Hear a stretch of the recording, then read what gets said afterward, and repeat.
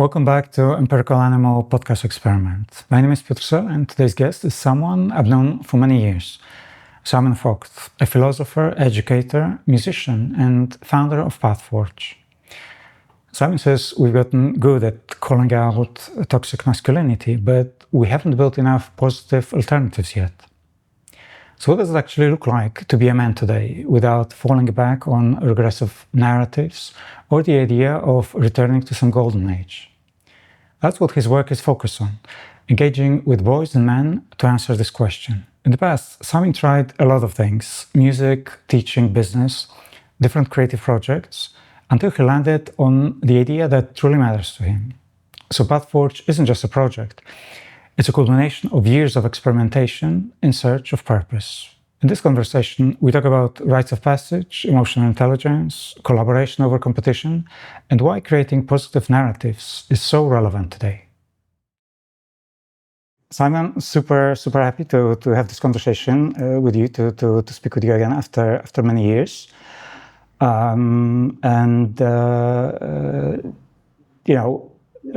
I think this is the point I've mentioned, that you definitely have been a big inspiration for me, whether you're aware of it or not. Your music, your writing, and capacity to speak about things that matter to you have always been inspiring. And so it's not without coincidence that we're speaking here. And I'd like to touch a little bit of how we know each other. It's been many years, right? Goes all the way back to Poznań, to high school, effectively. Mm-hmm. So lots of things have changed, and it's really inspiring seeing the direction that you've taken and how things have been developing, how you've been developing, and with the current kind of offering to the world, PathForge. It's absolutely brilliant and really in line with my interests on pursuing personal development, and also accessible online education in many ways, because internet for me has definitely been a massive gateway into all new things. So perhaps the best place to start, because the focus of the conversation will be your work with PathForge. So maybe let's define it, and feel free to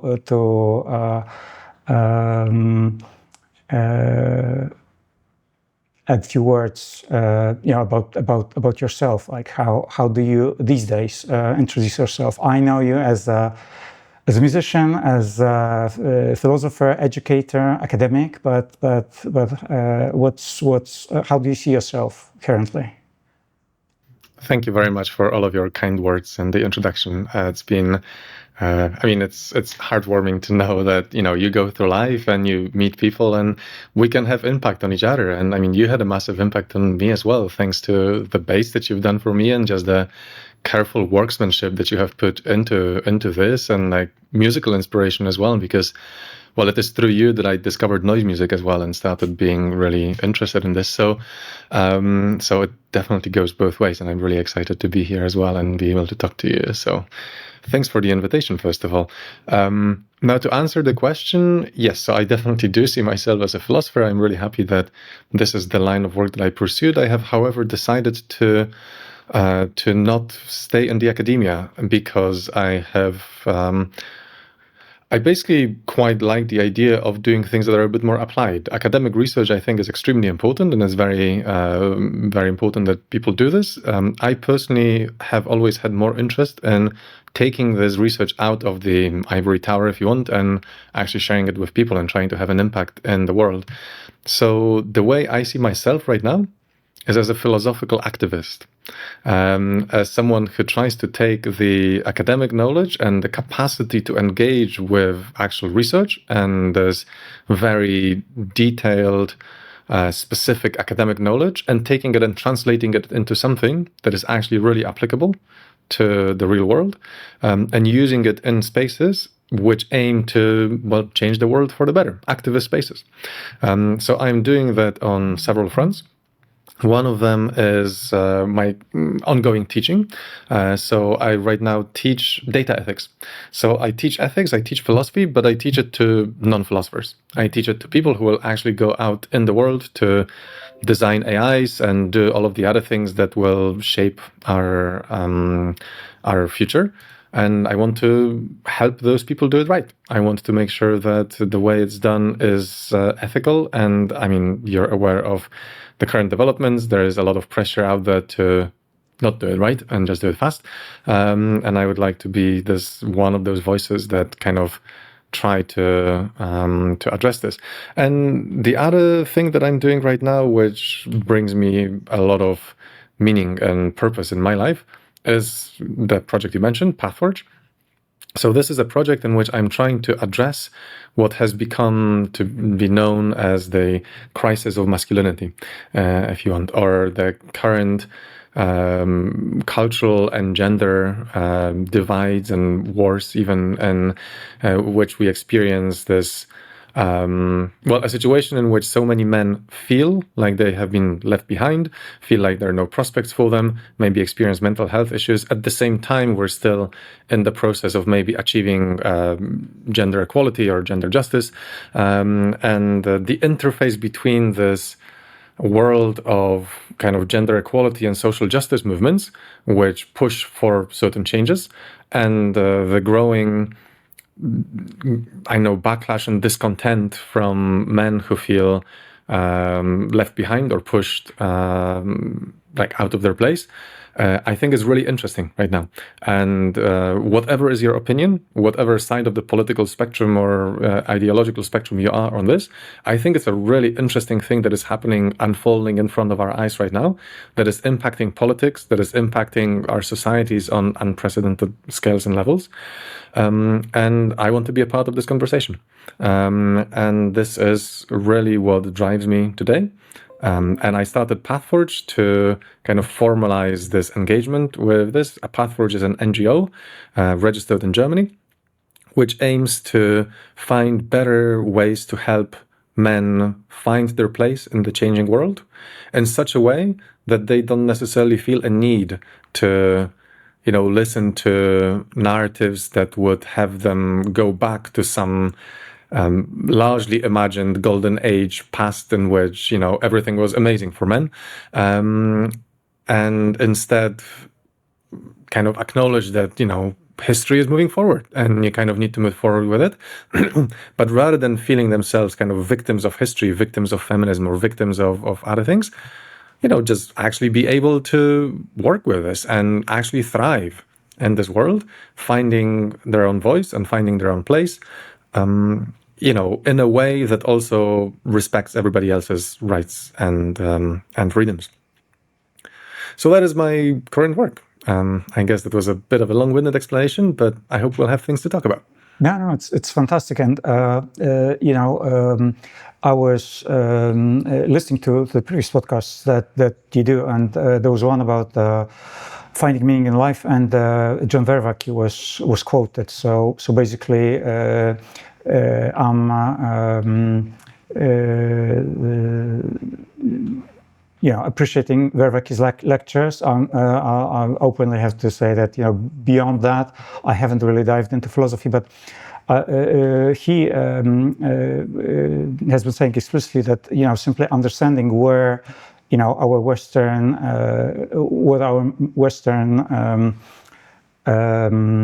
sort of mentality is built upon, right? All these changing philosophies. That's really helpful to understand really why we do certain things the way we do, and that nothing really is a result of an accident, and so, like you say, I'm immediately notice that the applied, the theory and practice kind of approach that you're presenting is super interesting, and whoever is listening, most people probably don't have interest in philosophy, but it's really beneficial, and again, it can be approached from a very practical angle. And I think this is this great thread for this conversation. And like I mentioned initially, not necessarily, but so again, the conversation can flow whichever way it naturally happens. But a kind of a place we could touch upon would be the rites of passages, which specifically talking about the experiences we share, the projects we developed together, the bass, and then the film, The Sound of All Sounds. Like those for me were very significant moments, where it went beyond any kind of creativity. It was really much more about the kind of hero's journey and personal development. So again, just highlighting that you were a part of that, and now knowing that this exactly the kind of not environment but the context where you work, I think can potentially illuminate it. Because with this podcast, I'm trying to share the idea that a self-generated project, which could be absolutely anything. So, for instance, this podcast again is another experiment for me to experiment, seeing myself in a different role, practice the communication, again, confront possibly different worldviews, and also bridge between different fields. So that's where I see myself. So while I don't have, unlike you, like proper academic preparation towards philosophy, I have slight interest and approach it in a kind of pop way, and potentially I can help people who have who are even more ignorant than I am, approach it and understand it a little bit better, and just benefit their life in some way. Yeah, I think that it's. You mentioned most people don't have an interest in philosophy. I don't think that's true, really. I think that most people have interest in the sort of questions that philosophy asks. If you ever asked yourself, why am I waking up in the morning? What's the point, right? Mm-hmm. You are doing philosophy. You're literally asking one of the most basic philosophical questions, which is the question of our purpose, the question of, what brings life meaning, what makes life valuable.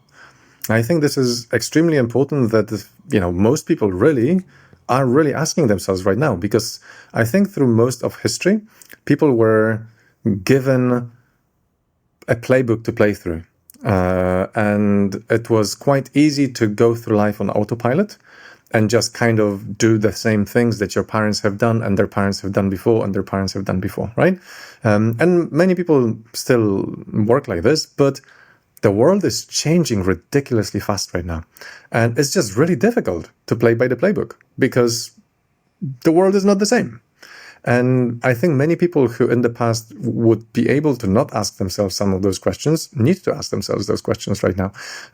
So I think that actually philosophy is becoming more relevant than ever right now, specifically because, fundamental philosophical questions about knowing yourself, understanding how the world impacts you and why, and knowing in what way we should shape the world are really important right now. Philosophy is all about, insofar as science is all about describing the way the world is, philosophy is very often about thinking how the world should be. It's those normative questions, or, well, not all of philosophy, but a large chunk of philosophy is about, thinking about those normative questions of what do we want the world to be like. And I think we live through times right now in which the world is massively changing. And a lot of people have very strong opinions about what they want the world to be like. And being a part of this discussion and having this opinion yourself is kind of become, I don't want to say popular, but a lot of people are entering this discussion and a lot of people feel like they need to shape this opinion in some way. And I think it's really important, actually, that we engage with this philosophically as well. Now, as to how this unfolds in life, I think that, well, my life definitely, and from what I understand, your life as well, is an example of, how this plays out in reality. Because I feel largely like I have been messed about by history through my life. And there is a part of me that goes like, oh, I thought I'll have some plan. I will go in a certain direction. Boom, 2008 crash. And, some plans that I had for the future are gone. And then you think you go in a different direction. Boom, pandemic. Something else happens, And there's so many situations in our lives already which have happened, which kind of necessitated us to be flexible and to change and to go like, well, maybe the idea that I had for my life is not really going to pan out, right? Maybe, you developed skills in a job that is being automatized right now. And what do you do, right? There's so many things like this in which we question the way in which we have thought our life will unfold versus how it actually unfolds.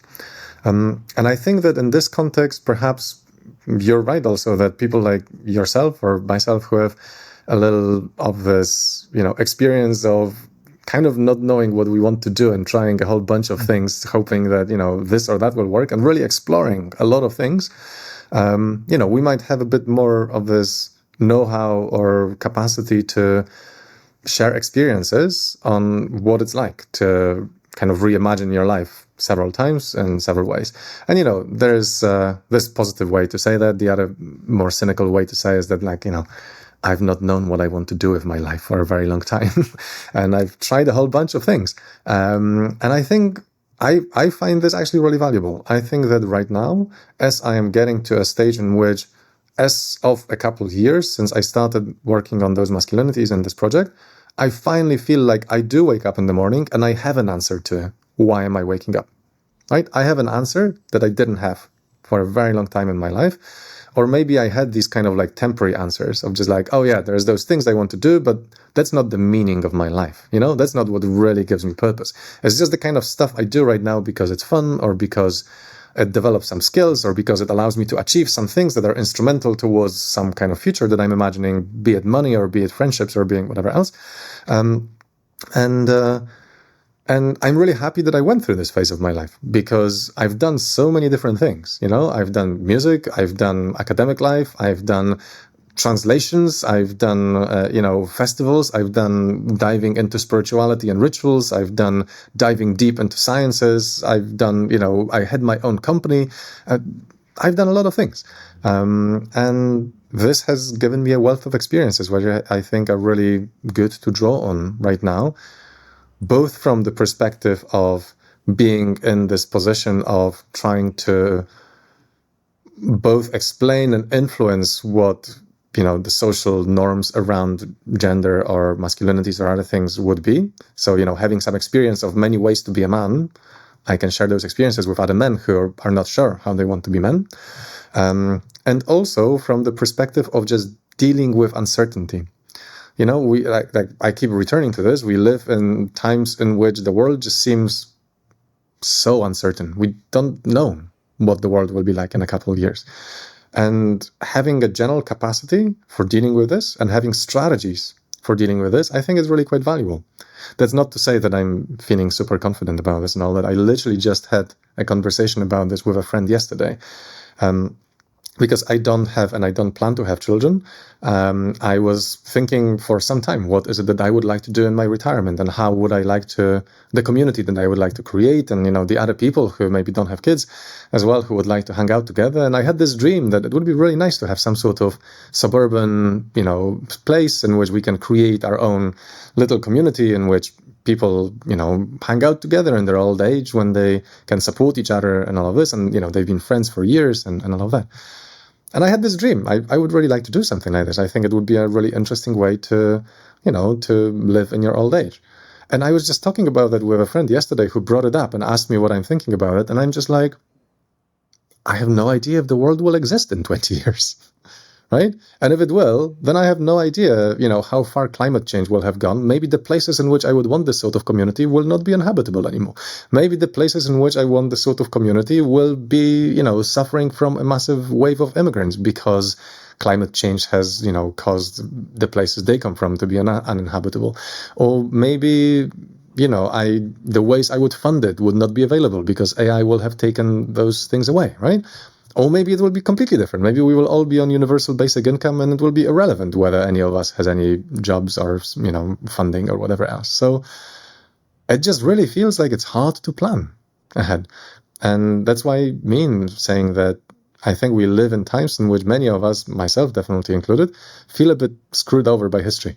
As in, it already has made our lives, it already made it necessary for us to adjust on the fly to how the world is changing, and it's only set to get worse.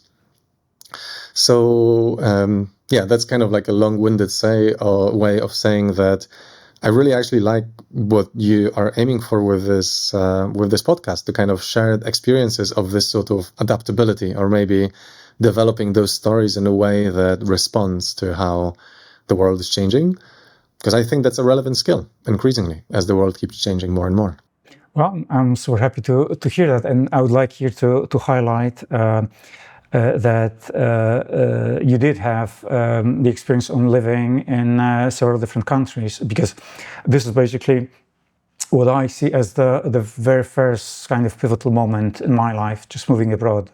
And I think that obviously right now I recognize that I was in a privileged position to be able to do that, to be sent by university, had little pocket money from my university, and put together micro budget that allowed me to live abroad for the first year. So I wouldn't be so naive to say that everybody should just go and do it, because I'm aware that not everyone can afford, because they have other responsibilities, and but still, I think that seeking any opportunity to deliberately expose yourself to different culture, and for me in particular, learning a new language as an adult has been really a massive sort of a full reset, because these are the moments when you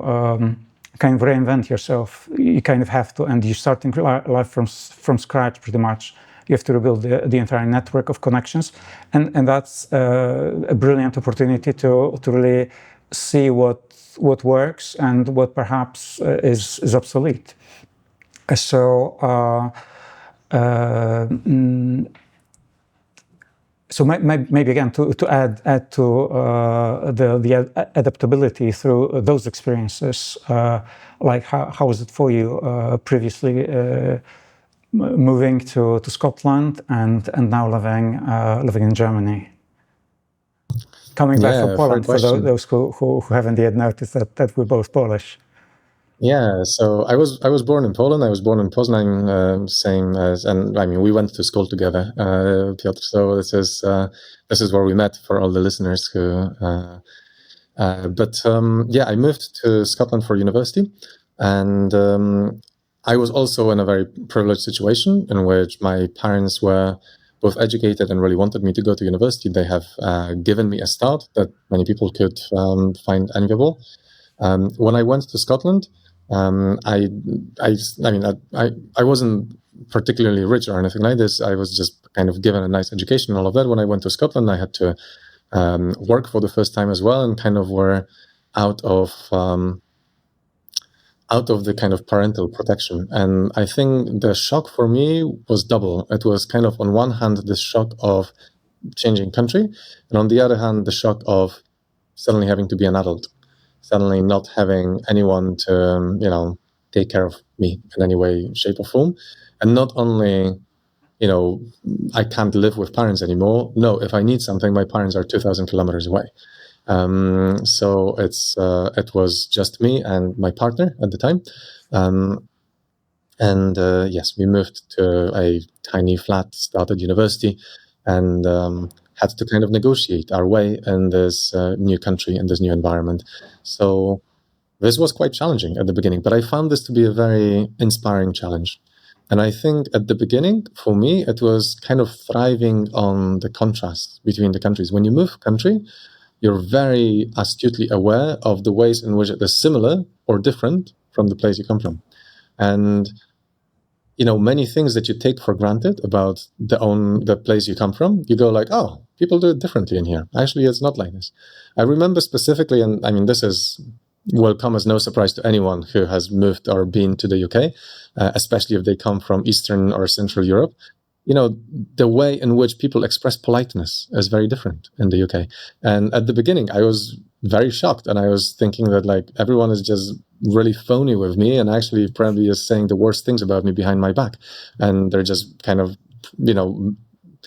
I know, putting soap in my eyes or whatever else, making me feel like I'm, and they didn't. That's just the way British people are, right? They're just nice and polite a lot of the time. Whereas in Poland or in Germany, where I live right now, it is quite normal to, behave in a way that a British person would consider very rude. So there's this disconnect, this cultural disconnect on how people interact with one another. And this disconnect says something about, the social expectations. And I think that it was really interesting to interact with this, and it is actually really interesting to interact with this right now after I moved to Germany, because I'm back in a culture which does this. And I feel now the kind of opposite effect of I have soaked up the Britishness of being kind of quite indirect and very polite and all of that. And it's actually causing me problems the other way around now, because I find it more difficult, for example, to straightforwardly express what I want.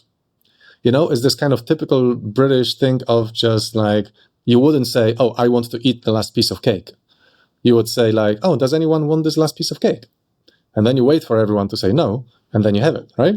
And this kind of plays out in many ways of life, including, relationships or friendships or even work situations, in which kind of you live in a culture in which it is normal to just straightforwardly ask what you want, but you feel like it would be rude, so you don't do that, so you don't ask. You're kind of counting on the other people to pick up on the subtle cues that you're sending that you want this, but they don't, because they're waiting for you to ask, right? So it's those little things that you kind of see in those intercultural, differences that I think are quite interesting. And they're interesting from the perspective of shaping yourself as well. Because you get to, in this sense, kind of evaluate in your mind, okay, so which way is better? Or which way works for me, And I think it offers this really great opportunity to really reflect on who I am, who I want to be. Again, philosophical questions. And actually actively construct this. So to not play life on autopilot, but to go like, well, how do I actually want to show up? And maybe also be able to moderate it depending on who you talk to, right?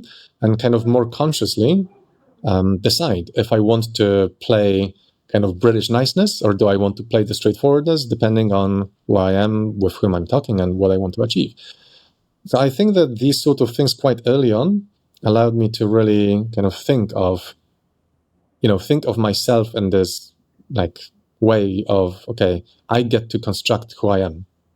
I don't need to be Polish. I don't need to be Scottish. I lived in Spain for a year as well. Now I live in Germany. I don't feel Spanish. I don't feel German.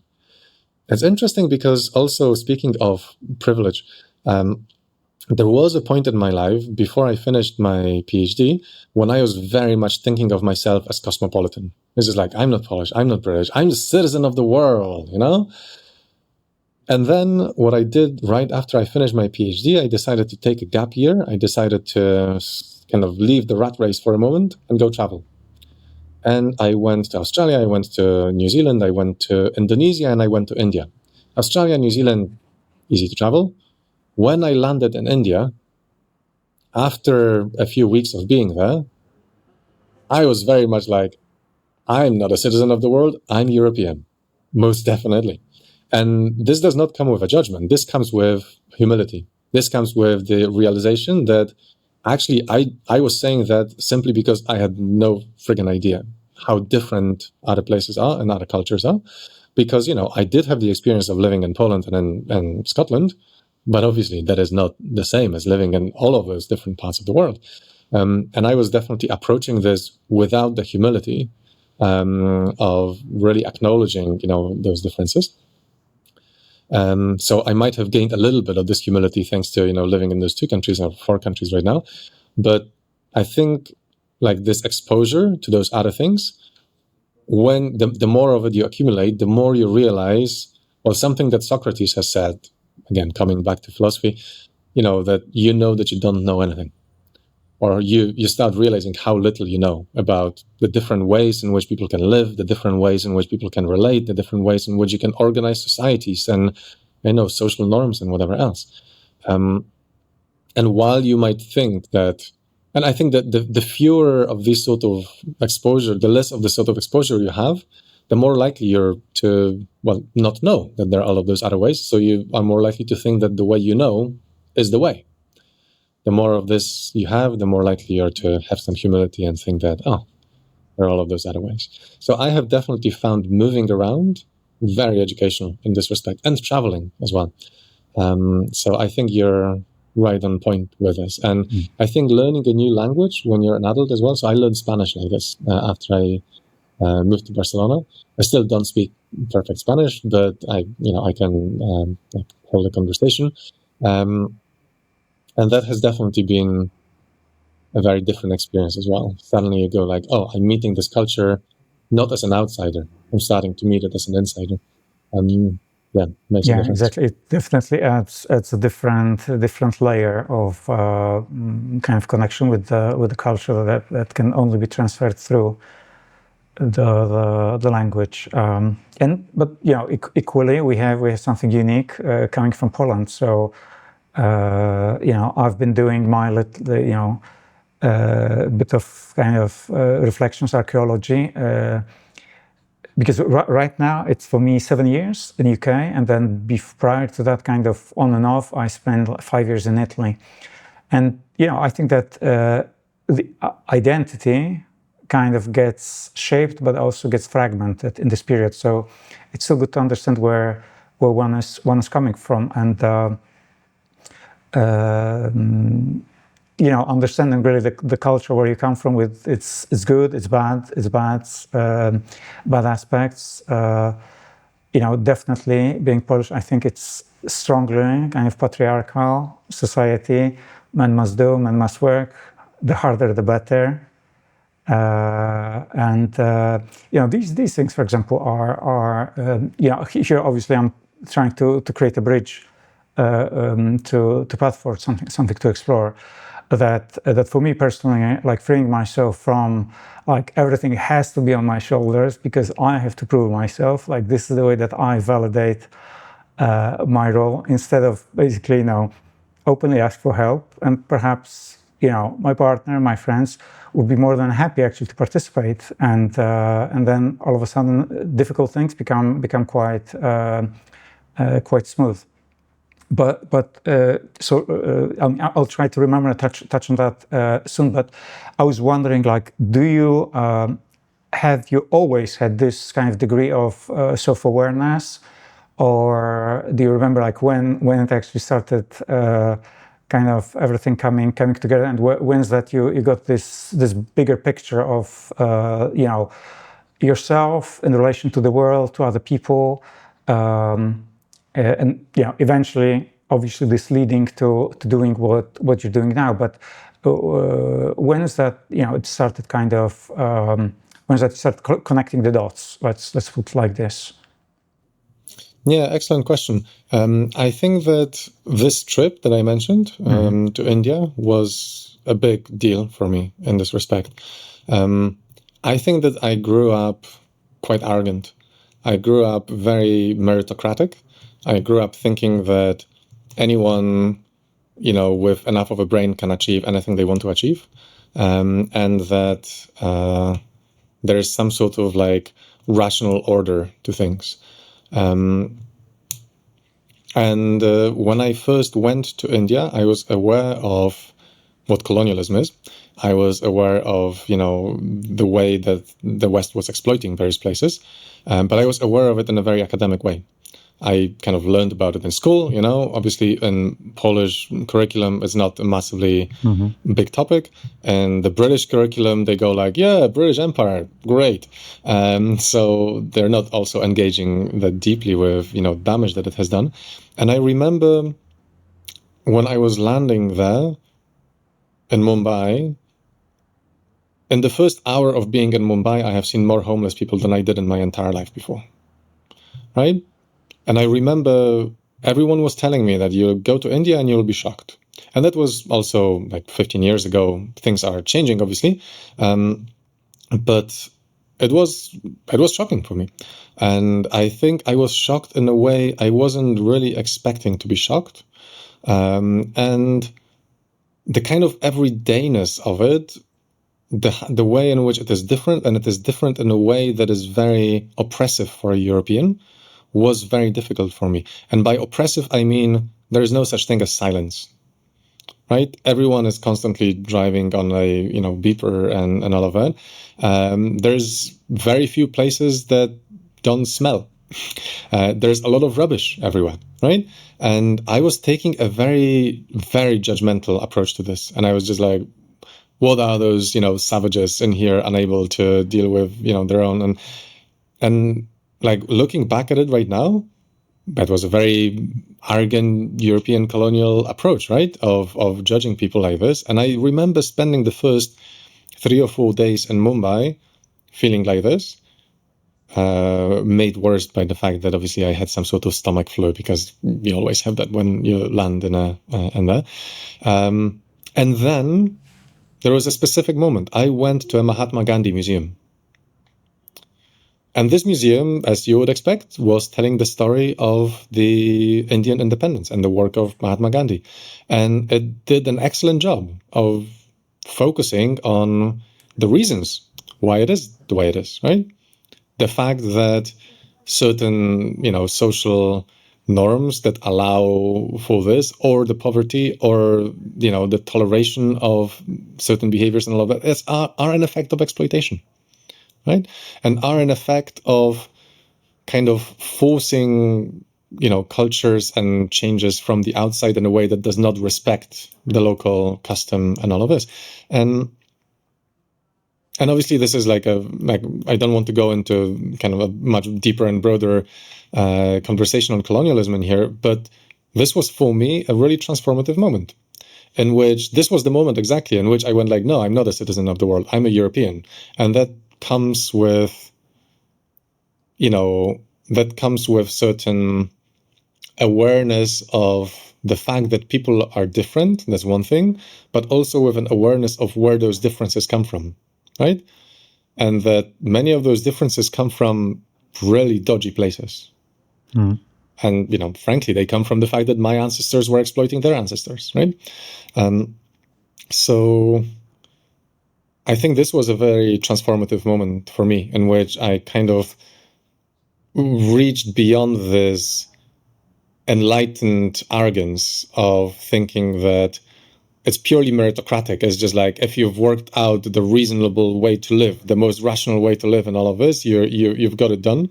And looked at the world more in the context of power struggles, of how people who have got the resources and the power and the ability to force their own worldview on others can do that.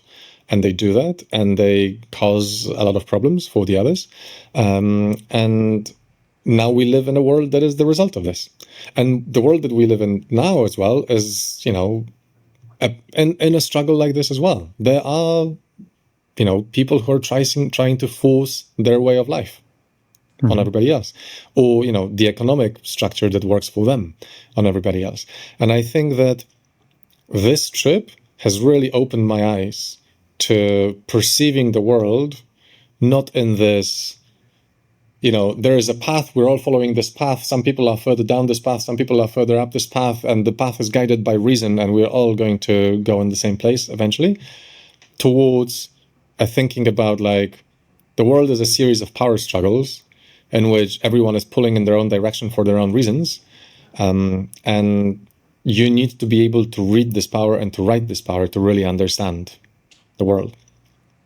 So I think this was one of those moments, definitely. I got it.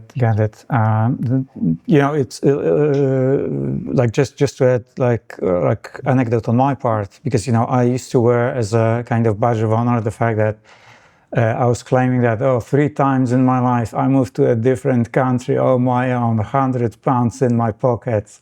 I'm a hero. And then just simple conversation with my partner that, but you did it because you wanted, right? It's not that you were thrown into this, right? So it's very different experience if you seek adventure, and then, you get the adventure, and you enjoy yourself, you grow through it, and you benefit a lot. But there are people who find themselves in a situation like that, and against their will.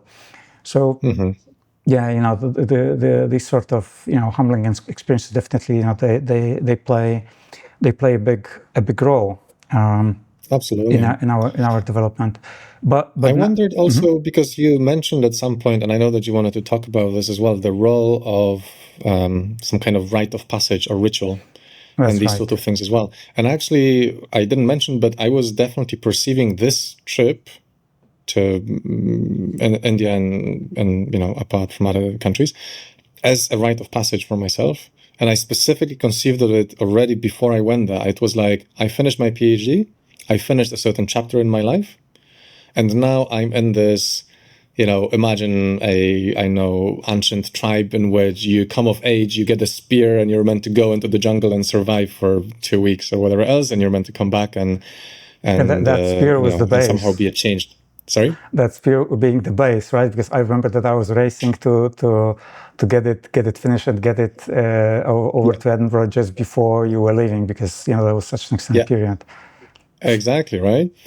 Yeah. So basically, for me, this was this kind of rite of passage. There was a whole trip in which, for the first time in my life, I was traveling on my own, and I had to survive, and I had to go to those different cultures and somehow negotiate my way. And I think it was really building from the perspective of, it allowed me to come back and feel like I can do things. Like, put me anywhere and I will work it out. Also with the awareness that I can do that because I was born white and I have some money, right? And that it's a very different story for people who are not in this situation. So I think that this sort of ritualistic rite of passage was really interesting. And that actually makes me think of another moment in my life which really changed my perception, which was also part of the ritual. While I was in Edinburgh, I took part in the Beltane Fire Festival. Beltane is a Celtic traditional festival of the May Day, of the beginning of spring, the beginning of summer. It's like a fertility festival in which you celebrate life, basically. And it's an old pagan tradition of which we actually know very little, because we know very little about the ancient Celts, because the only records of that we have is from the Romans, who thought that the Celts were stupid, so they didn't write about them, or the Christians, who thought that the Celts were, silly pagans, and they didn't write about them. So we have some limited knowledge of what it was. But in Edinburgh, there is a society that decided to kind of reinvent this ritual and kind of make it relevant to people today. And that's what they do right now as well. And I took part in this festival a number of times. But this was one of the first, I think the first time when I took part in it. And the festival involves about 300 volunteer performers who basically go to a hill in Edinburgh, put on a lot of face paint, put on costumes, do various kinds of performances involving drumming, acrobatics, fire spinning, all sorts of things. And the idea behind it is to represent the birth of a new year. And the new year is represented by the Green Man, who is kind of reborn on the night and is guided by the Mother Earth, or the May Queen. The point is, it's this kind of like ritual of death and rebirth as nature comes back to life in the spring, right? And why do I mention all of this? Because, like I said, I used to be a very kind of enlightened rationalism type person, thinking that everything that there is in the world to be explained is explained by reason, and that is what we should defer to always. And I remember being a very minor part in this performance. I was a torchbearer. I literally just had a torch, and I was meant to walk with the procession to kind of lighten the way. And at the beginning, we were all standing on this monument on this hill in Edinburgh. And in front of me were standing all of the drummers. And the performance was starting with the May Queen announcing her entrance with the Green Man and opening the space and all of this. And I walk onto this monument sitting like 3 meters above all of the crowd, some 10,000 people watching it and things like this. In front of me, all of those drummers, the wind in my face, and I'm here with this cloak and with this torch on fire standing on this monument. And then the drums start. And I just felt this rush of, I can't even describe it right now. I don't know what it was. The point is, it was kind of not fitting my previous image of the world, right? It was something new. It was something different. It was not about thinking. It was about feeling things. And there was also this one moment in which you go like, not everything in life is meant to be achieved or explained by reason. There's some things that you actually need to experience and feel. Absolutely. Right? There's some things that you cannot just reason your way into. You need to be there, you need to feel it, and the transformation that it will give you is something that you will not achieve by just reading about it or thinking about it. And this was actually a major change in my life that actually motivated the trip that I was mentioning earlier, because up to that point, I was very much into reading about things and learning about the world from books. And at that point, from that point on, I decided, no, I want to be there. I don't want to be a person who reads about others traveling and having adventures and experiences. I want to be the person who goes and travels and has experiences and adventures. And that has massively changed my life.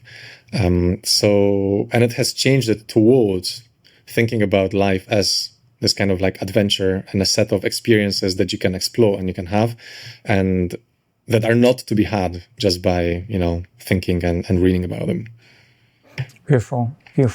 And to be a good host, I'll roll back slightly. And for those who either are not aware of what rites of passage are, or this kind of label doesn't resonate with them, so I'll kind of give my simplified pop definition, and you please correct me.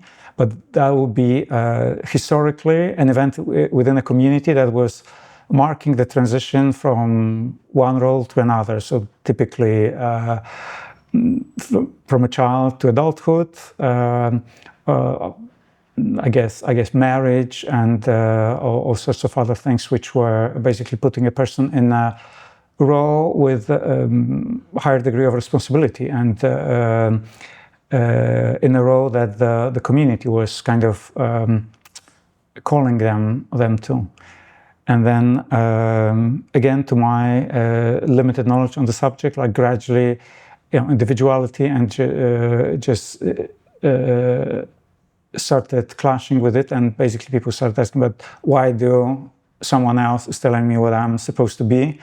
I'm going to choose it on my own, which comes with good components, but also not having these sort of structures which guide a person through different stages of life probably adds to the confusion. And so what I'm trying here to speculate on is that these rites of passage can be in the modern world kind of created by ourselves, can be designed, such as the experiences that you just described. So either it happens spontaneously, like for you the Beltane festival, or it can become the trip, which again allows you to change your perspective, see the world differently, see yourself differently, and this motivates the development growth. So just for kind of briefly contextualizing the conversation, is there something, let's say, more to know about rites of passage, or anything that needs to be corrected from what I just said? Not corrected. I would expand on this, though. I think you're totally right, and I think it's really important that we mark certain changes in life. And I think it is a shame that our culture has lost the drive to do that. You're right that this is tied to individualism. I would like to use the example of graduation as an important ritual, because I think it really illustrates what rituals are really good at. From the day before your graduation to the day after your graduation, do you suddenly become smarter? No, you don't, right? The process that has made you smarter and that has made you worthy of whatever it is that you're graduating from, like the title that you have or the school graduation you've got, this process has taken time over years, right? And there is no marked change ever from day to day. It's a slow process. And human minds find it very difficult to engage with this sort of slow, gradual change. We don't perceive ourselves as very different. So a role of the ritual is to be this one day which marks the change. And you go like, nothing changes from yesterday to today, but I make this day in there to make myself feel like something has changed over the last 3 years, for example. Right? And it's an excellent way to focus ourselves on, okay, I am somebody different now. Right? And that comes with a series of maybe new responsibilities, but also maybe new opportunities, maybe new perspectives or other things like this. And you can start thinking of yourself as someone different. So I think graduations still remain this sort of ritual that might do that sort of thing. And you mentioned marriages or maybe, 18th birthday tends to be that sort of ritual. But I think many of them have been made really shallow. I think 18th birthday is a great example of like how this can be made very shallow. It's just about, drinking yourself to a stupor and not really about kind of reflecting about what is this life about? What are you going to do? So I think you're right also to mention about the individualism and drive against having people tell you what it's meant to be like. And I think that there's, like you said, many good things about this. The bad thing is that humans generally find it very difficult to find internal motivation for things. And in order to motivate ourselves to actually live up to the change that we say we are experiencing right now, being it becoming an adult or becoming a graduate or becoming married or whatever else, to live up to this new role, we need to motivate ourselves. We need to motivate ourselves towards those new responsibilities or towards those new, ways of being. And finding the internal motivation to do that is hard. So having a ritual which is done in public, which is done in front of other people who will hold you to account, because they will go like, nah. You don't get to be a child anymore. You went through the initiation ritual, right?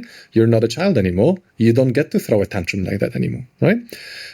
Having this introduces this external motivation that forces us to do the things that we actually want to do, right? We decided to do it ourselves. We want to do it. It's just hard to find internal motivation for it. So in this respect, I think having rituals that do have some external aspect to them is really useful. And I would absolutely recommend that people do that sort of thing. So I find it really useful to do seasonal rituals. And I'm not a very spiritual person. I find those rituals to have purely kind of social, psychological value. And I don't necessarily believe that, there is a May Queen that brings about the new year through some spiritual changes. And like, what I believe in is that there is a community in front of which you make certain commitments, and that helps you stick to those commitments. And I think those seasonal changes offer a really good excuse for something like this, because you obviously graduate probably a couple of times in your life. You only have your 18th birthday once. And, many of those rituals that you go through, kind of, yes, they open a new chapter of life for you, but we change continuously, right? We keep changing throughout our lives. And you might have changed in the way your approach to work is, or you might want to leave behind a relationship you got out of and you want to move on or something like this. And having those days in which you can, just like with the graduation, stop and say, nothing changes from yesterday to today, but something has changed over the last year. And I want to celebrate it and acknowledge it and give myself a reason to, make the switch in my head. That sort of thing is really good. So I typically do these rituals in the spring and the autumn, because as the change of seasons, it kind of symbolizes something. The spring change of seasons symbolizes this coming of a new life, as this coming of like, this is the time of new ideas. This is the time of bringing about stuff that you didn't think about before. And it is also a time of leaving behind the cold winter, deadly things that you are you don't want in your life anymore, right? It's kind of ridding yourself of some things and bringing into your life new things. And to me, the spring ritual is this sort of ritual that is very much focused on new adventure, on new life, or new exciting things. And conversely, in the autumn, it's kind of the other way around. It's going from, it's also, you want to get rid of some things and you want to focus on other things, but it's kind of getting rid of all of the distracting, exciting adventure things and all of that, and go like, all right, that's all really exciting, but the winter is coming. And surviving the winter requires that you really focus on what's important. And you get rid of all of those frilly bits, right? And obviously that's symbolic, right? We survived the winter because we have central heating and not because we've done the ritual. But it's kind of this symbolic way of thinking, oh, I've got this project that I really want to focus on. Am I really spending enough time on this thing versus, partying and other things? Okay, I will change the way I'm thinking so that I can actually focus on the thing that is really important. And having those moments, those two things in a year, personally, really helped me in creating this sort of progress. Does it always work 100%? Of course not. But it helps a little bit. And I always try to do these sort of things with friends. So the spring ritual, we have Polish lore for this, is Marzanna. This is the winter goddess that you're meant to create a wicker figure of, and you burn her and drown her as a symbol of the winter is going away. And I would pretty much every year organize something like this with friends, and we do that. And it's a really nice way to kind of do it in a community and have an opportunity to talk with others about the things that we want to leave behind and the things we want in the future, creating this sort of social accountability. Because now people know, and people can call on me a couple months later and go like, hey, how is this thing you said you will do going? And I go like, that's exactly the external accountability I was needing. Thanks for calling. I will get on with it. So that's my approach to this. I mean, this is great, and here definitely, I would like to highlight that over the years you've been really doing a great job at cultivating the connection with your friends in Poland, which for me, for example, mostly went, to put it simply, extinct. Are Szmirkons still happening? So the re-celebration of your 18th birthday shared with your friend Miran, is it still going? They are still going. We just had the 24th edition this year. So yes, I was celebrating my 18th birthday for the 24th time. And it's a silly tradition that started on our 18th birthday when we decided to do like this camping celebration. And it was so good that we decided to continue with it. And for those who don't know, in Poland, there is a term that's called poprawiny, which is like an amendment party or something like that. If a party was really good, you would organize another party with the same people a week later or something like this, just because you want to keep partying. So we decided to do that just in the following year. And instead of calling it our 19th birthday, we called it the amendment to our 18th birthday. And we've been doing that ever since. So yes, this was an absolutely fantastic way to keep in touch with all of the friends from there. And it's a real community that has grown around it as well. Yeah, exactly. Basically a festival. Sort of independent, fully independent. Pretty much. It's like a mini burn or mini festival. That Oh, okay, and so now, kind of getting closer to what actually made you start PathForge, and sort of revising, because so the rituals you were speaking about,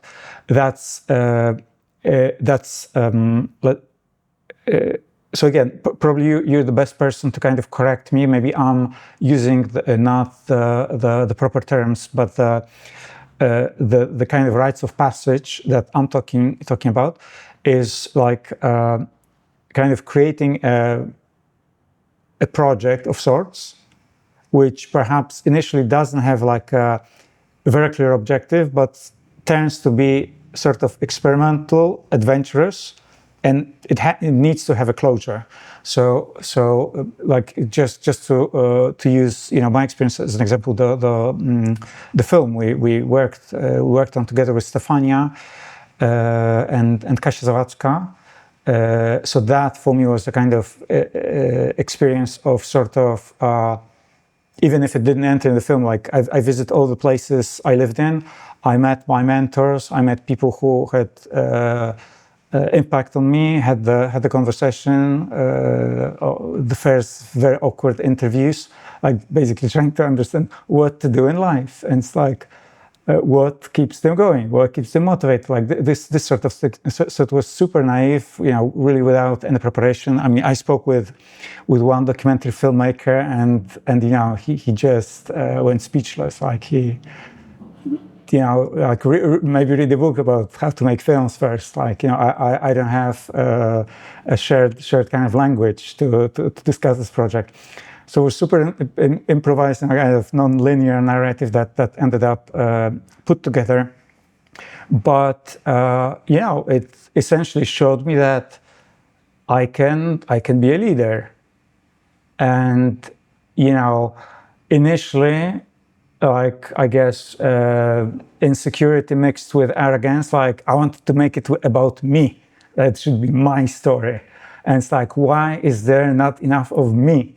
And ultimately, like, it wasn't the point, right? It was about initiating something that otherwise wouldn't happen, and work with others to make it into something that I could never possibly think about. And the performance you did there with Kasia Zawadzka was like, I couldn't possibly imagine something like that first, because I had no idea of what improvised music can lead to, what working with looper can lead to. I had absolutely zero knowledge of what shibari is, what can be done, the self-suspension. So really witnessing that change was profound shift for me on just understanding what I'm capable of, and then this basically what started the process that I'm on right now. So working with documentary films, working with people, and also because the core of my work right now is working with emerging artists and essentially doing exactly that. So documenting the early stages and help them find a way to speak about what is that they're doing, what is that they're putting together at the stage where perhaps they don't have yet necessarily the clarity. Most of them do, but this is really interesting that I'm finding myself in the position that I was once upon a time. So obviously this is like one way of doing it, and I was like, again, early stages. Right now, I'm trying to create something of the same sort with the podcast, where again I'm in a different role, and I'm actively engaging in the conversation rather just kind of poking people with a question. So, has PathForge been anything of that sort for you, or was there like? I think, if I understand correctly, that there was like a earlier iteration of some sort of mentoring, coaching service or program that you were offering. So what exactly brought you to that point? What made you feel that you have the expertise, or to actually feel that that's the thing that you want to commit to? Yeah, great question. I mean, first of all, I think your example is a great example of a rite of passage as well, because it has those components of like you're doing something that is really difficult. It illustrates something that you want to do in life in the future, and it allows you to prove to yourself that you can, right? And kind of sets you with this mindset that like this stuff that I want to be in the future, I can actually do. I think that's just short introduction, and really back then I remember that basically not a single person said no, and the most remarkable conversation was with one film director in Rome who said like, I have no idea what you're trying to do. Like I see massive confusion, but I see a great enthusiasm to solve that problem, so I'm supporting it. Awesome, exactly. And I think this is also what I have found, and personally, when you engage with these sort of things, you discover just what an amazing place the world can be, and just how amazing other people can be, and that if you give this good energy into the world, you get it back, basically. And again, I don't mean energy in any kind of spiritual fashion. It's just, your enthusiasm, your willingness to give. So yeah, great example. I think my rite of passage for PathForge was before PathForge. I started blogging initially, and then recording videos as a vlog. Later on, I called the project The Man's Compass. And it started first on Medium, then I put some content on YouTube. And this was very much my trying to find my voice. And I have approached this at the beginning also from the point of some arrogance, which was, hey, I've been thinking about those things from the academic perspective. Let me go into this space and tell all of those people, all of the wisdoms that I have gathered here. It didn't last very long. I have been, very humbled very quickly by people who actually know how to write for a popular audience. And I have very much revised my approach several times in the process. I felt very much taken out of the very particular culture of the academia in which the rules of discussion are very different than the rules of public discourse, in which you can expect people to engage with things generally on a deeper level, because that's what they've been trained on, and this is how they are approaching academic texts. And so you can write in a way that, assumes this, right? Whereas when you write in the popular discourse, you need to take into account the fact that people will get bored after the first 3 sentences if it's not catching their attention, right? Or people will get triggered by something that you said that you don't even think is important, but it's really important to them. And they don't even read the rest of your text because they've been triggered by something and they see the rest of the text through the prism of the thing that they have been triggered by. So this kind of blogging has been a real rite of passage for me in my journey to exit the academic world and enter the public discourse world, which was once again a humbling experience of discovering a different set of rules, and discovering a different set of skills that is needed to succeed in this space. And also, figuring out what are the things that are actually worth doing and who are the people that are actually, the people you should be talking to.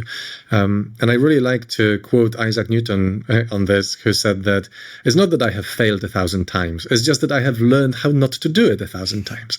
And that is exactly what has happened for me as well. I feel like with every text that I was writing in there, I was discovering something new about, my audience, about what is actually needed, about what sort of things that I think will work don't actually work. And more and more of, what is the kind of approach that actually makes people listen, right? And this is really what has led to what I now consider to be the flagship project of PathForge, which is approaching men with positive narratives. The idea broadly is that I think that we need to create a narrative shift in our culture in which we present men with attractive options and attractive stories that show them how they can thrive in a modern world in a way that does not harm others or, require some sort of dominance-based structure. And I think that, broadly speaking, over the last decades, social justice movements have been really good at dismantling certain old narratives that have given men a sense of meaning and purpose. And this meaning and purpose can be things like, I am the protector and provider of my family, for example, right?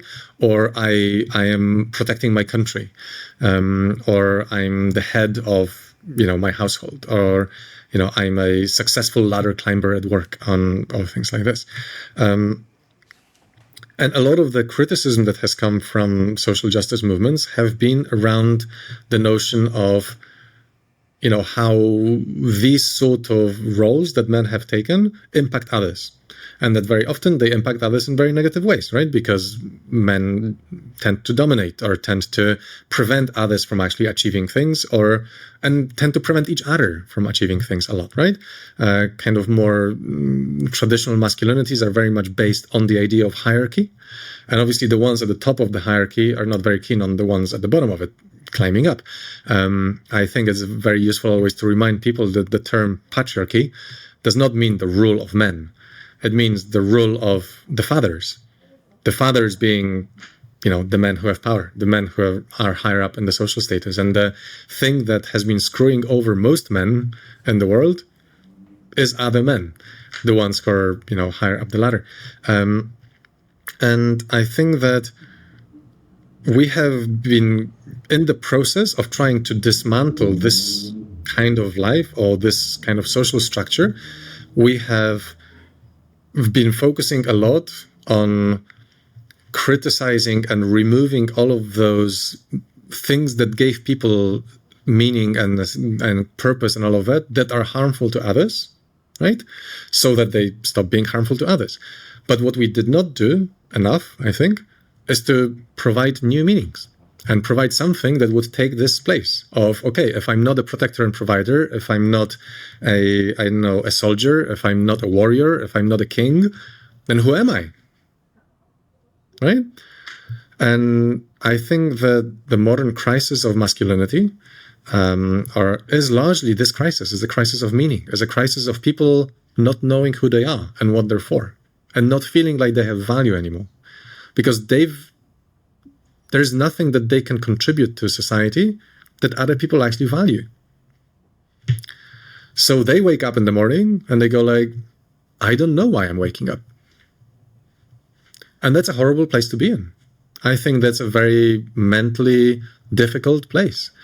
And I think that insofar as, the social justice movements have done an extremely important job in dismantling the meanings that people had that were oppressive to others, we are now needing to step into this space and fill the space with new meanings that are, still very attractive to all of those men, but they're not oppressive to others as well. And I think we need to do it quick and we need to do it well because, nature hates vacuum, and those spaces are being filled. They're just being filled by very regressive voices that advocate either a return to, the old ways, which sound like a great idea for men, but probably, first of all, are not a great idea for anybody else, and are actually not a great idea for most men as well. Because once again, the people who exploit and use and abuse most men are other men who are just more powerful. So there are plenty of voices out there right now that advocate for that sort of return, and they get a lot of political power right now.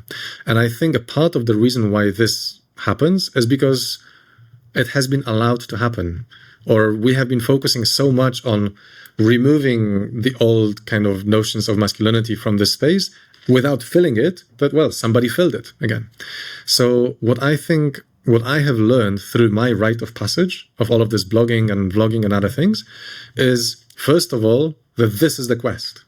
This is the quest, filling the space with better narratives, with better ideas for meaning and ways to be. This is the quest we need to focus on. And then the second thing I have learned is what it is that we need to fill it with. And I think that it's vitally important that we fill it with messages that are positive, hopeful, that give people a feeling that the future is good and there's a place for me in it. Right? That the future that we're building is not just good for women and queer people and black people and all of the other people. No, it's not good for others. It's good for me. And here's ways in which it is good for me. And here's stories about people like me who are thriving in this future. Here's stories about people like me who were struggling with it and found new meaning in something that is actually building this better future. Right? So this is what I really want to focus on with PathForge, is on finding better ways to fill this space with narratives that make men feel like they have a meaning, they have a purpose, and they have a reason to wake up in the morning. so obviously you had all the academic experience that made you competent, right? I guess you were not doubting that, but actually to stepping into the role of a leader, I think that's quite a bit different from working within institutions and actually now launching your own. And obviously, because in this situation you're taking the whole responsibility of running, and also if someone doesn't like your ideas, then they're coming directly to you. So you know this is the point where really you're held to being accountable at the maximum level. So how was kind of embodying this role for you? Did you feel just ready and passionate, excited about the idea that you just went straight to it, or were there struggles, doubts? How was it? Interesting. Yeah, I've been playing various either leadership or facilitating or other roles like this for a long time. So this is not the first project in which I am doing something like this. I have once already taken a leap of faith and I started a company. I have organized a whole lot of things ranging from parties through pagan rituals to musical bands. And I have taken these sort of risks on many fronts. And I think I would ascribe it to two things. One is idiotic optimism and perhaps like the inborn, or I don't know, a thing that has been developed quite early on in me, which is just the belief that it's going to work out. And there's a funny Polish phrase for this, which I heard praised in English newspapers at some point, which is Jakoś to będzie. Which I think is absolutely fantastic. And it's kind of, it takes you a part of the way. It doesn't take you full of the way. And Jakoś to będzie means it's going to be somehow, right? So it is this thing that you would say when you go like, I don't know how it's going to work out. I'm just going on this trip without planning it, but it's going to be fine. It's like, maybe it's not going to be the best, but it's going to be somehow. Jakoś to będzie. And I think that having a little bit of this attitude has really helped me with just going for it. I mean, what's the worst that will happen? It will not work out. So I think this is one thing. The other, I think, is the privilege that has come with having a safety net. I have been lucky enough to be born into a family in which I had parents who did take good care of me. And I know that if things don't work out, I have the skills and the family and friendship support to hold me, right? And I think this is extremely important. The feeling of safety, that if things don't work out, there is someone out there who will take care of you, is absolutely not to be underestimated. And I think this is something that a lot of people who pursue big things and say like, oh, you just need the skills and capacity and the intelligence to do that, they underestimate it. That they've got the safety net to fall back on. I think I would really like to acknowledge this, and I would like to thank all of the people in my life who have been continuously providing this for me. So that's pretty amazing. But at the same time, we can. Sorry. I just want to make an interjection that I'm assuming that this also motivates you to create a community and basically create a space for others to support them. So it kind of goes hand in hand. Absolutely. As this, I was lucky enough to receive this, and I would like to share it with others as well. So creating communities is absolutely, it's one of the big things in there. Music is actually related to this as well.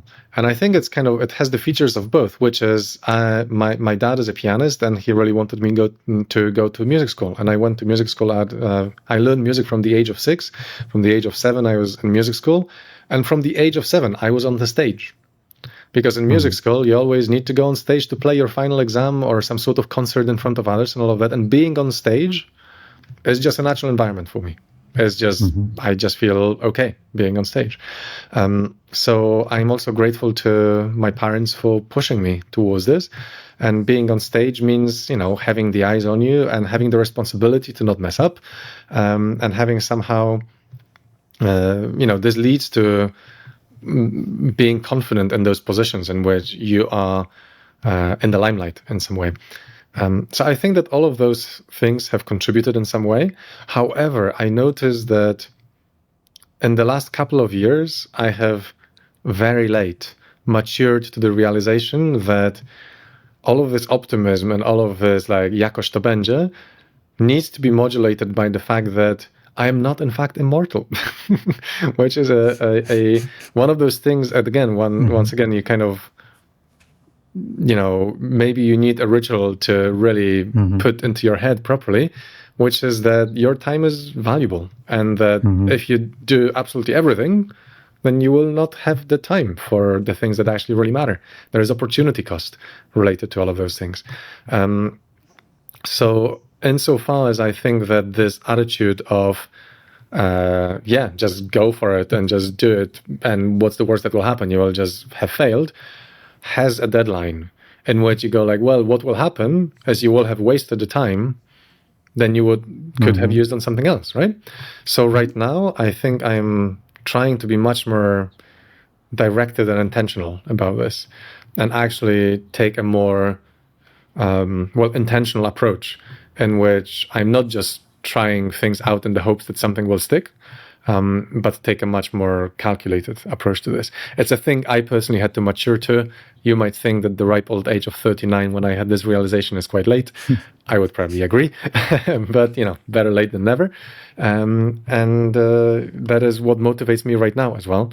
And this is why, for example, music, which has been so important for our connection, has had to take backstage in my life recently. I have basically decided that as much as it gives me a lot of joy and a lot of fulfillment, I cannot do everything, because day still has 24 hours and week still has 7 days, and you won't have time for everything, and something needs to give way.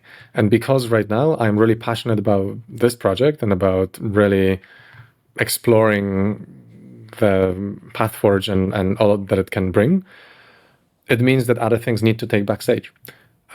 So with heavy heart, I have decided a while ago to actually give up a really promising musical project that I was engaged with, because I just didn't have the time to properly show up for it. So there's difficult choices that need to be made with these sort of things. And I think that personally, for a number of years, I have avoided those choices. And I was just this person who says yes to everything without taking into account the fact that there is an opportunity cost to saying yes to everything. Yeah. Maybe too late. Well, not too late. Maybe late, but hopefully not too late. I have now matured to a different approach. See how it goes, where it takes me. And obviously, music can come back at any time, right? It's just perhaps just a break, perhaps something else, or perhaps it will become something completely else. I mean, further down, I would like to touch on,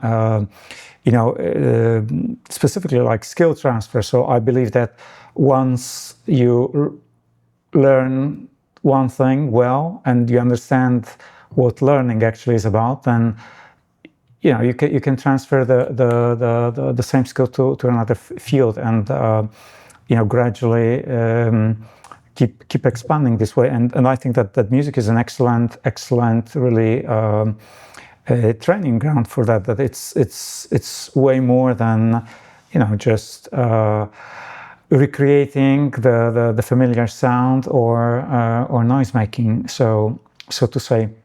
But let's go back to it a little bit later. And now, kind of digging deeper in PathForge. So I wonder, like, who are the people that you work with, and what kind of feedback you're getting from them? Because I think that this is.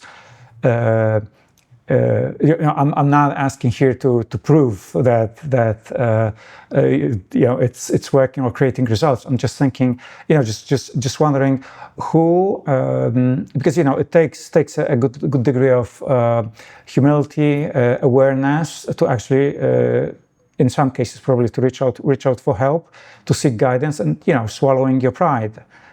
Often, I think, in places like London, where I live, or Berlin, where you're saying that people are rather forward-thinking, and these things are not necessarily an issue. But I think looking back at the reality I remember from Poland or from Italy, definitely. Now,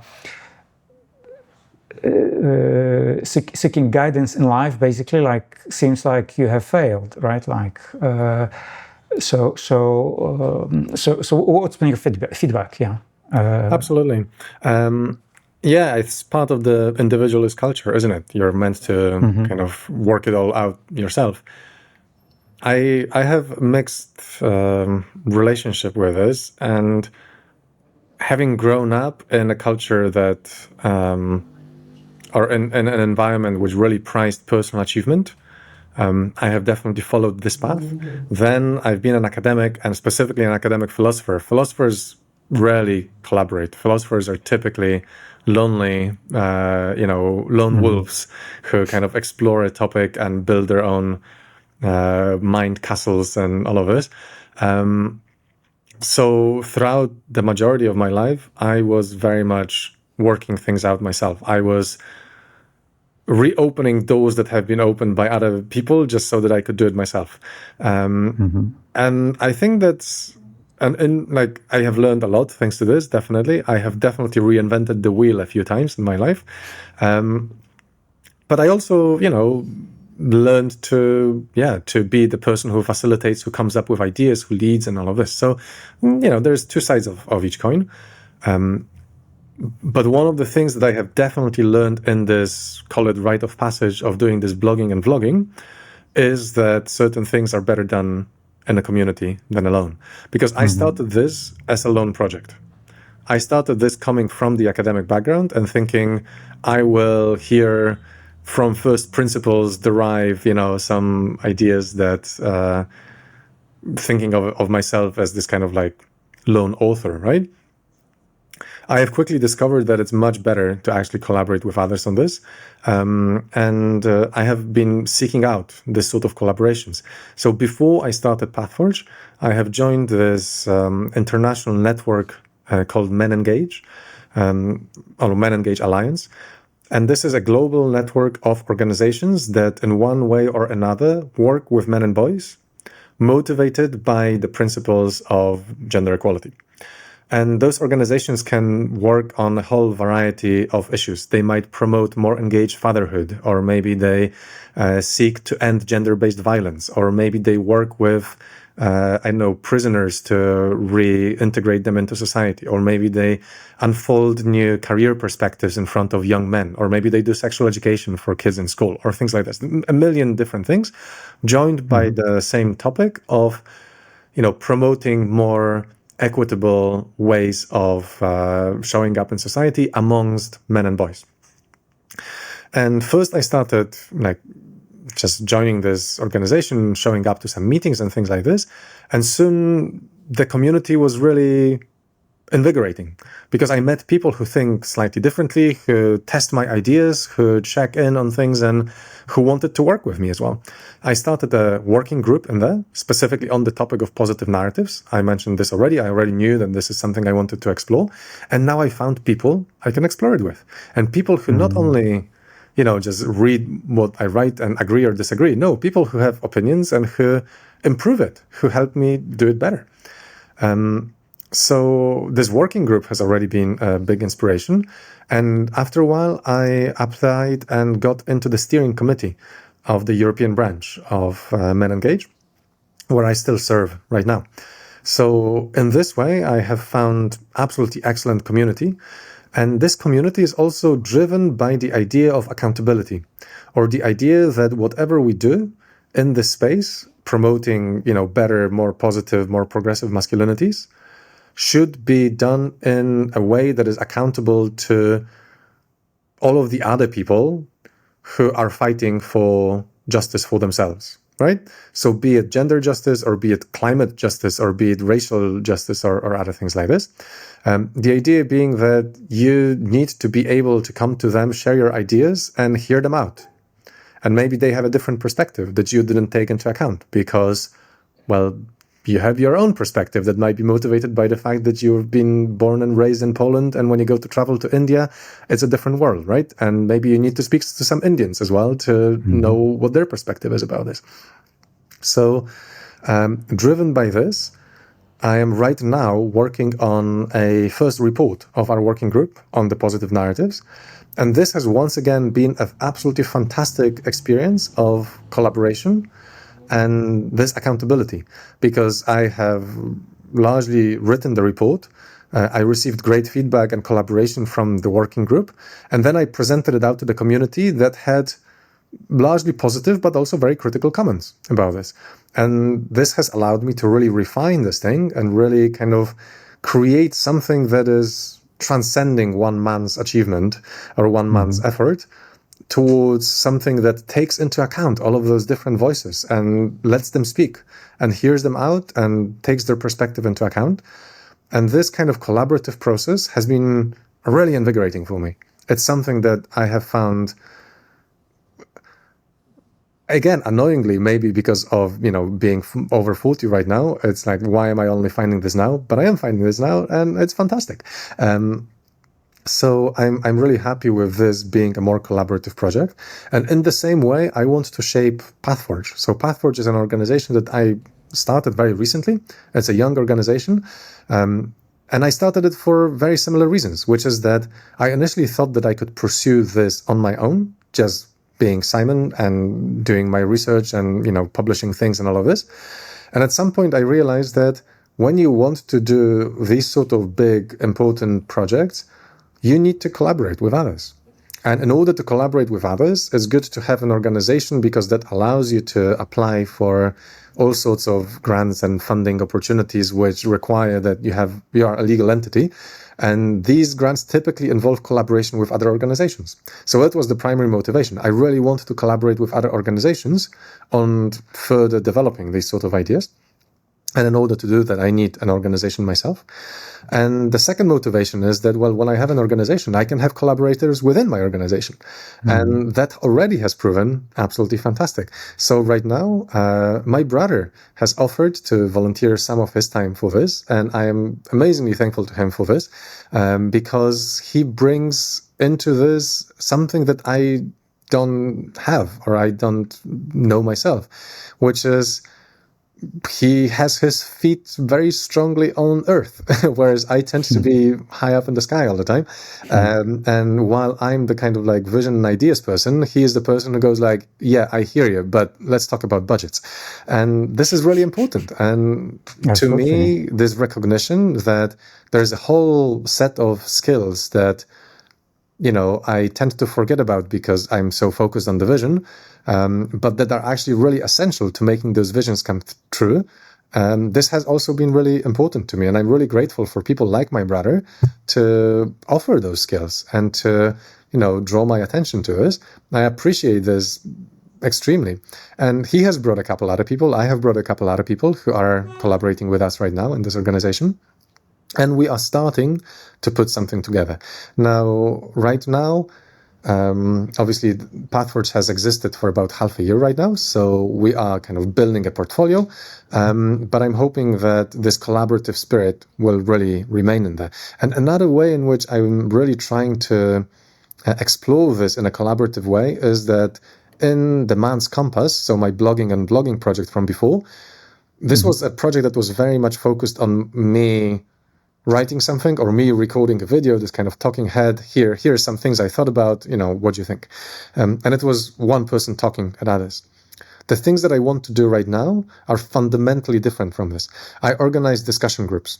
I organize men's meetings. I organize things in which we hear each other out and we all bring ideas to the table, with the principle of this being this kind of humility of thinking other people have something interesting to say that's worth listening to, and we can all learn from each other, we can all improve.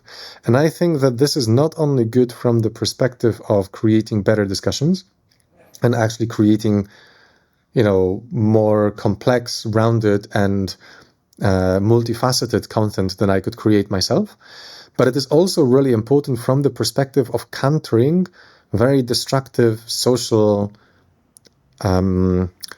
directions that we are subject to right now, in which the world is becoming more polarized. The world is becoming such that we people on the extreme sides, or even on the less extreme sides of any social debate, don't really listen to each other, right? They just say what they want to say, and they think that the other side is stupid or evil or both. And they don't really engage with the other comments. They're more interested in speaking and talking than in listening. And unfortunately, I don't think this is particularly weird. Humans have always had some of this sort of tendency, but right now, this is really facilitated by technology and by the way in which social media operates, by the way in which our algorithms feed only certain things to us, creating echo chambers and things like this. So I think this is a big social problem that we're dealing with right now, this kind of lack of cooperation, or only cooperating within the group of people who already agree with us, right? So what I want to do with these sort of discussion groups specifically is to go across those lines. What About Men is a discussion group that I lead right now. You can go to YouTube and see some of our past recordings or join the future discussion if you'd like. Anyone is welcome. And I specifically don't want to invite only people who are liberal or conservative or have these views or other views. I want to invite everyone, and I specifically want to structure it in such a way that we read and discuss texts that are written from different perspectives. The group is designed so that every single meeting is on a specific topic, and we read opinion pieces from newspapers or magazines or something like this, and we read 2 sets of those. And we specifically read one set that is from more left-leaning media and one set that is more from right-leaning media. And we read things they're on the same topic, but they're from different perspectives. And we do that so that we get to see the both perspectives, and we invite people from both ales or both who believe or have like ideological commitments to both options, so that they can hear each other out and they can actually discuss. And I think this is really important to promote this sort of discussion, and that by definition is a collaborative effort as well. So yes, I think that collaboration is absolutely vital to what I want to do with this. And I'm glad that you brought this up. Well, fantastic. And so there are online sessions like that, online discussions, and in-person discussions. Absolutely. So, if you're interested, please go to Eventbrite, and you can find us. You can simply look up PathForge, and our events will be there, or just look up What About Men. And it's a event series that anyone in the world can join if they wish. And tell me, just again, for to understand, let's say, the level of complexity of these conversations. Does it demand a person to be knowledgeable about what's going on in the world, to be kind of deeply in touch with their inner calling, or can it be someone who's young, sort of starts navigating the life and basically is looking for a place where he can, let's say, experiment with different ideas without risking being indoctrinated, as it sometimes happens, right? Because exactly what you presented is that the confronting opinions are treated equally, and then the participants can choose whatever resonates with them most. I would particularly invite young people who do not have particularly formed opinions and are maybe looking for a place in which they can forge those opinions. The only requirement for joining the group is that you can read, because you need to read those texts. But it is specifically designed so there is no entry bar. You don't even need to pre-read anything. We meet, I tell you, I give you suggestions for texts to read. We spend 15 minutes reading them, and then we discuss. And then we spend 15 minutes reading the other set, and then we discuss again. So you don't even need to come prepared. And I think it is actually vitally important that we have people from different experiences in that space, because this is what creates good discussion. I would love to have, and we actually, on our first discussion, we had people ranging from, I think, 25 to 65. And it was really good because you get to hear different perspectives. And that's exactly what is really valuable. And I would very much encourage young people, particularly, to come to these sort of spaces and come to these sort of spaces with the expectation that their ideas will also be heard, and that they are not there to be schooled and taught and told by the older people how wrong they are about everything. No, they're there to share their perspective, share their wisdom, and be also open to hearing the wisdom of others. Mm-hmm. Absolutely. Also, as a 40-year-old man myself, and interacting with younger generation definitely shows me that the culture is in development, and younger generations are highly contributing, and the way that they perceive the reality is radically different. For someone who grew up with social media, smartphones, and AI already there, it's obviously the relationship with these technologies is completely different, and also for good and bad. But I know the capacity to have a certain bandwidth of information just streaming through your brain. For me, let's say TikTok is unapproachable. It's all I see, all I hear is noise, right? Obviously, if I put some effort to actually understand what are the rules of that kind of transmission, I'd probably could also benefit. But yeah, I believe that this also where you leave space for that young people without necessarily lived experience, they still bringing the unique perspective, which is the emerging one. And I think it's not only about the engagement with different media and capacity for this. I think it's also, I'm continuously surprised how good younger people are with kind of awareness of what it is they want and specifically what it is they don't want. I'm especially in the kind of more just purely social spaces, I don't remember us as younger people being aware of our boundaries and expecting people to respect them. This is something I have learned over years, and maybe thanks to the fact that our generation has spent some time promoting this. Younger people are growing up with this, and like 20-year-olds right now are better at it than I am at asserting their boundaries and really expressing them. And I'm continuously impressed by this. And I think that there's a lot that we can learn as well from them. And I'm like, when I invite younger people to these sort of events, this is not to teach them. This is to the learning goes both ways. That's brilliant. So being aware that we're kind of approaching the time limit we've set. What is now the projection of future where is that you want to take PathForge, and what's coming up? What is to look out for, and also. I'm personally interested in basically content creation. I'm with the podcast plus new things, which right now remain sealed top secret. Something is coming up, but yes, how do you see this evolving now over the time, and what kind of long-term vision do you have? I'm really hoping to explore this path of looking into the positive narratives much more, and I'm really interested in the question of how do we reach people who don't want to talk to us, right?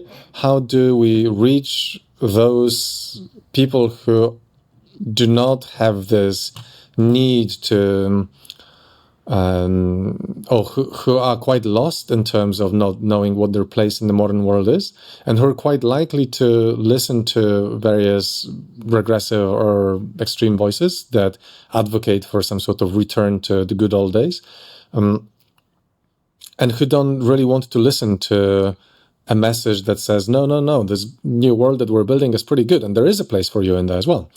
I really want to find better ways to listen to those people, to really hear what they are about, what are their needs, and and respond to those needs and find ways to make sure that when we talk to them, it's not from the point of view of just like, hey, we're going to tell you how to live your life. It's from the point of view like, oh, these are the problems that you're having. Let's think together on how we can address them in a way that also builds this better world that we would like to see. So this is like a big part of the project that I would like to engage in. I want to take this focusing on the positive narratives. And I think that this is something I would like to explore in many ways, having exactly this humility of not knowing how this plays out in context I don't know about, right? So I think that the sorts of narratives that would be interesting and invigorating and inspiring to people like me will not be the same narratives that will be inspiring and invigorating to people who are not like me, who maybe grew up in a completely different cultural context, social environment, with different religious views, are of a different age, come from a different economic background, and all sorts of things, right? So I would really like to take those more general principles that I think apply to what makes a good positive narrative that is inspiring to men and test them with all of those people from those different backgrounds. Am I right about this? Maybe I'm only right. Maybe it only works for people like me. Maybe it doesn't work for those people, right? Or maybe we need to modify something so it works for those people. And then what are the specific narratives that work for different people, right? So I'll give you an example of what I mean by positive narratives. There's so much talk about how it is important for men to develop greater emotional intelligence, right? And that emotional intelligence is something very important in our relationships, be it our romantic relationships, family, friendships, or whatever else. And that maybe it is also something that would be really helpful in ensuring that the more kind of destructive types of masculinity, which are based on dominance and hierarchies and all of that, are moderated by the empathy for others and feeling like, oh, maybe the fact that, you know, this makes me feel powerful comes at a cost to someone else who is feeling horrible because of that, right? So I think that this emotional intelligence is really important, and it is really important that we help people develop it. But there are different ways in which you can motivate this, right? And I think that there are a lot of negative narratives around this. And by negative, I mean motivated by things not to do, or the ways you shouldn't be, or everything that's wrong, right? And some such narratives can be around this line. For example, you need to learn emotional intelligence because women have had enough of being mothers to men and like sorting out all of your emotional problems and being this kind of emotional crutch, doing all of the emotional labor for you. Like, get a hold of yourself, learn it, and, you know, stop being a nuisance, right? And it's a narrative that is meant to motivate people, but it's motivating people through this everything is wrong with you and setting up this division, us and them, you know? You're like this and it's wrong, and we're like this and that's great. And I think that these sort of narratives, you know, they don't make friends, you know? They don't make people want to go like, oh, that's a great idea, I want to do that, right? Versus compare this with a narrative that sells the same idea, but it's focused on a different aspect, which is something like this. Emotional intelligence is a backbone of good mental health. Many people suffer from depression or anxiety or other things, and this is just them not being able to deal with their own emotions. Like, why would you want to depend on somebody else to deal with your emotions? No, you have an opportunity to learn it yourself, and this way you can really thrive. You can build an emotional, you know, stability and endurance and you know, be like really solid thanks to the fact that you can deal with your own emotions. You can, I know, show up when it's needed, and you can also help others with this. You can actually be the kind of provider who actually helps others by providing them with the stability and the capacity to deal with their own emotional problems as well. And what a different narrative that is, right? It's a narrative of like, of thriving. It's a narrative of hope. It's a narrative of like, yeah, I can be that. That's pretty cool. That's another skill I can develop, and I can do something awesome for others as well. Yeah, and also perhaps anchors it more in the future, right? It's like that's the identity you're developing. So rather than, you know, being kind of oblivious of what's ahead of you, you're battling with past tendencies which you've already identified as obsolete. So it's it's not like the right process to engage with, definitely. Exactly, right? So these are exactly the sort of narratives that I would like to develop and promote and find, specific stories through which we can tell those narratives. And I would really like to, first of all, do more research on what sort of narratives are actually good, what sort of narratives work, and who they work on. So all of this, like context, being it cultural context, religious context, or maybe, other different narratives will work for older people and younger people, people from different economic backgrounds and so forth. So that's step one. And then step two would be to actually create stories which use those narratives, right? Right now, there is a great organization in the Americas, Equimundo, and they have just released a computer game, right? That uses nice narratives to promote more positive types of masculinities, right? I imagine a future in which PathForge could also be the sort of agent who, promotes development of, films, games, stories, whatever else that show this path, that forge the path. This is the name of the company, right? That allow people to do the thing that I mentioned at the beginning, which is to see what is their role in this brand new world that we're building, and that it's a nice role, and that they can thrive, and that it gives them meaning and purpose and a reason to wake up in the morning.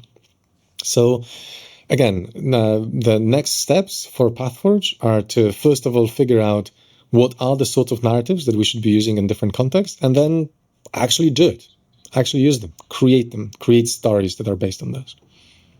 Well, fantastic. That's great. And to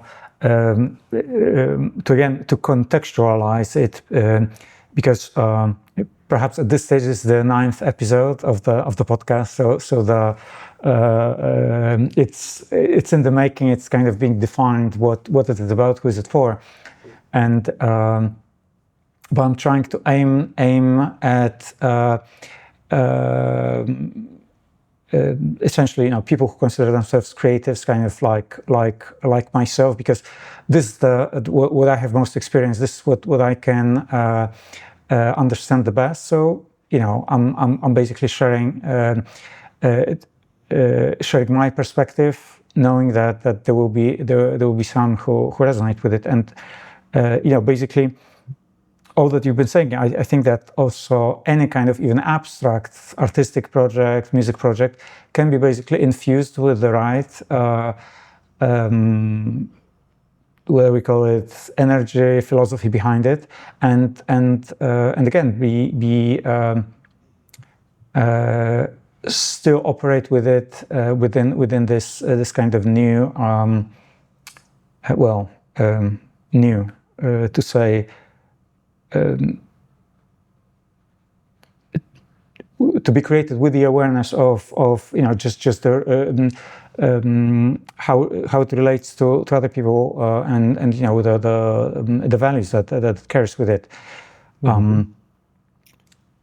mean, if any of your listeners are interested in collaborating on things like this, and if you are a filmmaker, if you are a storyteller, or anyone involved in creating, content that people engage in and that has the potential to influence people and inspire them towards, changing their lives in one way or another, and this project interests you, then by all means, please do get in touch. I would absolutely love to explore potential projects to create actual stories in different media that use these narratives. So, and I also want to be very clear that I think that we need many very diverse points of entry in this respect. I don't think that there is one medium or one particular way that I would like to explore more than any others. I think that we need social media influencers, Hollywood movies, games, art projects, music and every angle possible in which we can spread this message is important, because it reaches a slightly different audience, and the more audiences we can reach, the better. Well, fantastic. I think that this is I couldn't hope for the better kind of closing notes. all the links will be included below. I just wanted you to kind of name the very band that's the T-shirt you're wearing. So just others can also relate on this level that you're a multi-dimensional person, and now focusing on this, but there are also these other projects, and I believe that your travel blog, right from that year spent around the world traveling, it does still exist. Yes, I have to say it has fallen into a bit of a disrepair. I think some links are broken on it and things like this. But yes, I had a travel blog from the many travels around the world that I have done. So if you're interested, then but it's kind of more of a personal blog. I don't know to what extent it will actually be interesting to people. But it's called The World Is Ours. If you want, you can look it up. Now, as to music, we ended up not talking about music too much. But if you are interested, then the T-shirt I'm wearing, not very readable, MxdSignals or MxdSignals. And it's a musical project that I had back in Edinburgh. That was actually really quite promising. As one of the things that I regret, or I'm sad about the most about moving away from Edinburgh, which is that this project has died. But we recorded an album, and it's available on YouTube. So if you want, just look us up. It's this kind of experimental electronic acoustic music in which it's like an hour of uninterrupted music, vaguely divided into pieces, but it has this kind of soundscapey, noise-like character to it, but also with some, rhythm and melody to keep you going. So I hope you find it interesting. I also really hope that I will be able to come back to doing music in the near future when things have become a bit less busy with PathForge. Well, but rightfully you committed now to something you see as bigger than yourself, and definitely this is the best place to be, right? It's like having reached a point in life where you actually see that you have the power to create something that goes far beyond, and to influence the culture, to influence how we all kind of view each other, the social dynamics. I think this really important place to be mentally. Absolutely. Thank you very much. Yeah. And I'm glad that you're getting to do something like this as well. It seems like this project is really giving people the opportunity to, explore topics in a way that they might not have thought about, and really give back to the community a little bit as well. So kudos. Thanks. Thank you. This was Simon Fok on Empirical Animal Podcast Experiment. All the links to his work, the PathForge, and also his music are included down below. Thanks for listening, and see you in the next episode.